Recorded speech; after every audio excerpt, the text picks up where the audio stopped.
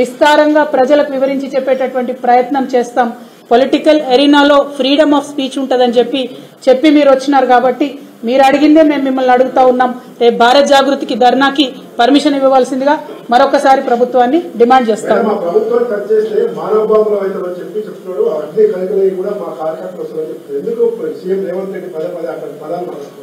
వారికి ఉన్నటువంటి ఇన్సెక్యూరిటీ వారు చెప్తున్నారేమో, వారి ప్రభుత్వాన్ని టచ్ చేసే ఉద్దేశం ఎవరికి లేదని పదే అన్ని పొలిటికల్ పార్టీస్ చెప్తా ఉన్నాయి.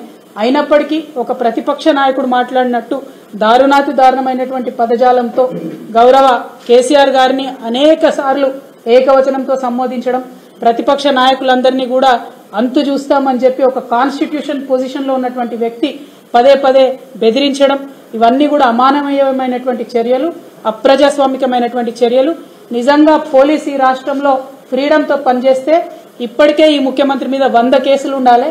కానీ అమాయకుల మీద కేసులు పెడతా ఉన్నారు, ప్రభుత్వ పెద్దలు బెదిరిస్తా ఉన్నారు.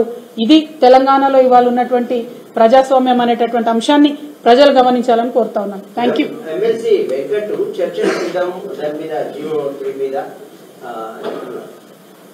ప్రభుత్వం రేపు పర్మిషన్ ఇస్తే దానిలో ఉన్న లోటుపాట్లన్నీ కూడా తప్పకుండా వివరిస్తాం ప్రజలు.